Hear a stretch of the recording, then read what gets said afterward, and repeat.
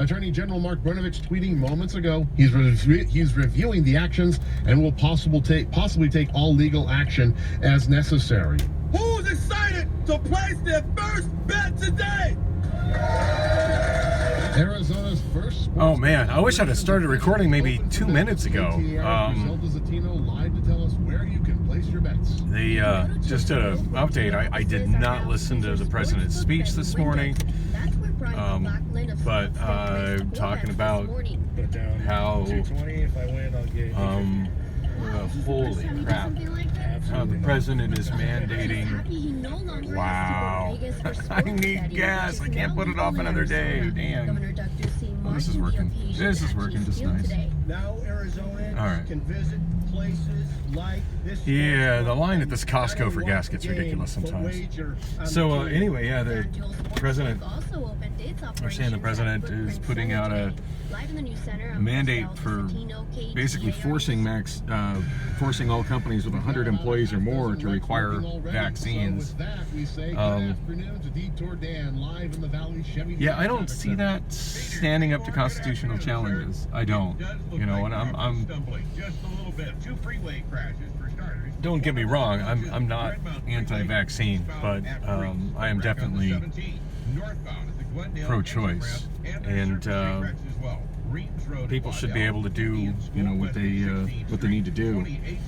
And I know there's a lot of people who are at more of a risk than others for vaccine.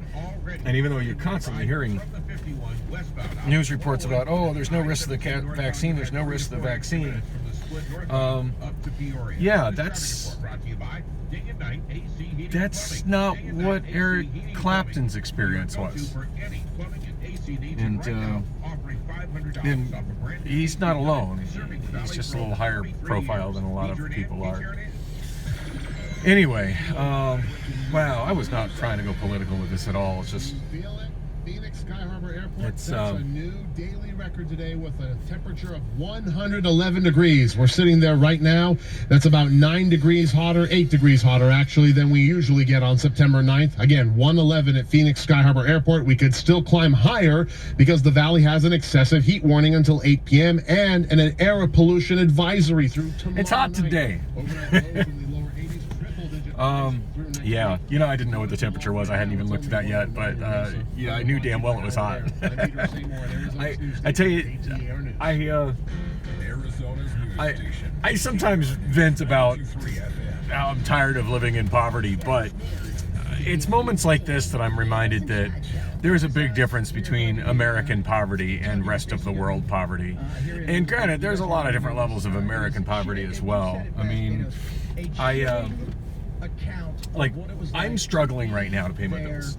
I really am. And I've got some bills that aren't paid right now, which is not a position I like to be in. It is what it is. The main one being my electric bill. I'm over a month behind. But I talked to a representative from SRP last night, and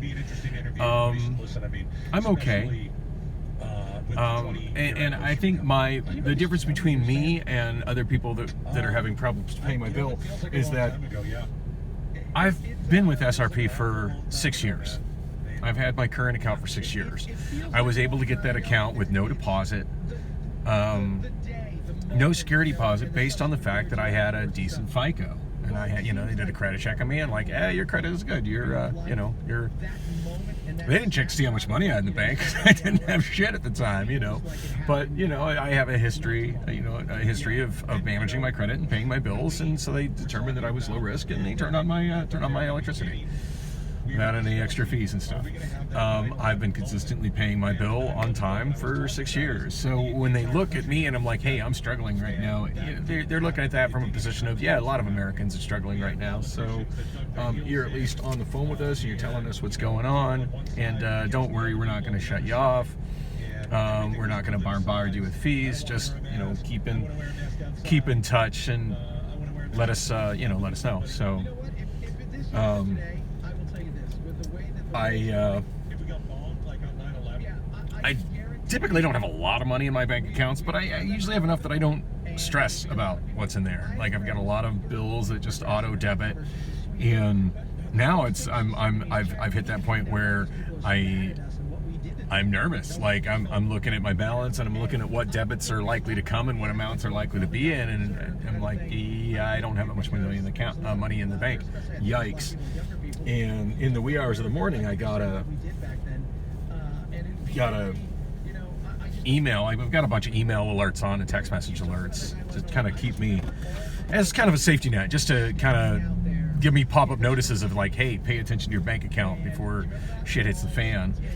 And in the past, that's usually just been to kind of help me stay on top of the fact, because I'm kind of a space cadet who forgets to do things. You know, and I do have mental health reasons for it, but I mean, regardless, it is my responsibility. I need to keep on top of it. That's how I manage that. And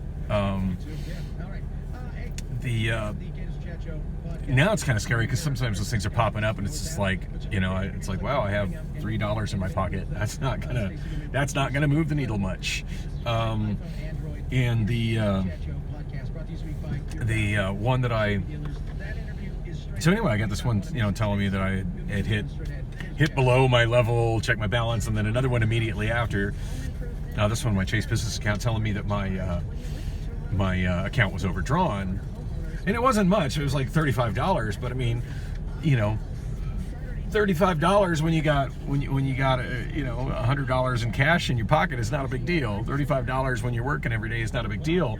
$35 if you're flat broke, it may as well be $3,500. And if you don't got it, you don't got it. And in the case of, you know, banks where there can be overdraft fees and other types of fees, you can snowball from kind of getting by to, holy shit, my world's falling apart and I can't dig out of this hole. That's possible for that to happen really, really fast. And I forget what channel. It's definitely one of those kind of left-wing propaganda-ish channels, but sometimes there's good information on some of those. And I forget if it was from PBS, like the Common Sense series, or it might have been something on Fox. But there was one just kind of talking about how things are more difficult for the poorest in society, and there's a lot of truth to it. You know, and granted, I mean, it was talking about some of the traps that, you know, people who are having problems with their money can fall into. I mean, I could go right now to PLS and get myself a quote unquote payday loan. You know, I could get a title loan on this car, as hideous as this car is, and as much as I'm still getting roasted on roast my car, I could get a title loan on this car. I could. My girlfriend lost her car by doing that once, and it was a dumb move.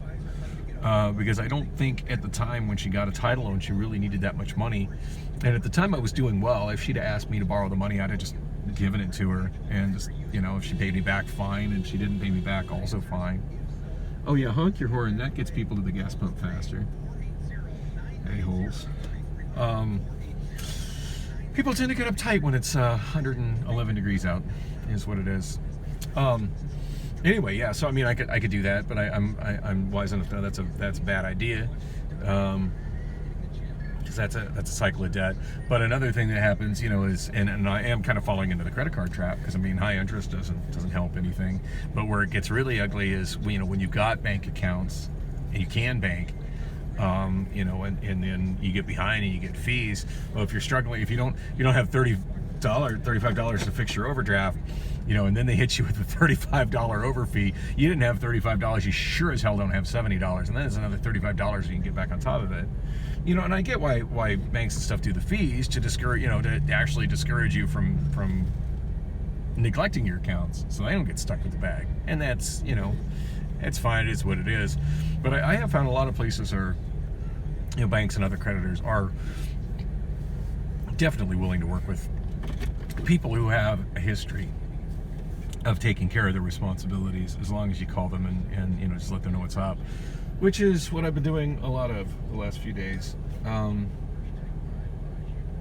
Anyway, yeah, today I'm definitely counting my blessings. Some Priscilla told me that I've been kind of, because I've been you know, fighting a lot of depression today and really frustrated with the struggle I'm going through. And That guy in the bins did not move up to the forward pump, I don't think. He sure as hell didn't. Oh. Oh, there's a car there. Whoops. Don't lock me out, dude. Alright, now I'm being the impatient asshole. I absolutely did not see the vehicle in front of the Benz, though. La la la, just me, acting stupid. Pay no mind. Pay no mind to the beat up Saturn. Yeah, so she told me, she's like, you know, you're focusing on the negative so often. Why don't you, you know, every day, why don't you try to take a step back and think about, you know, the good things. What good happened today? What good is what do you have to be thankful for in life? And I'm certainly thankful that I'm not homeless yet. I'm certainly thankful that I have a landlord that, in spite of the fact that I could never pass an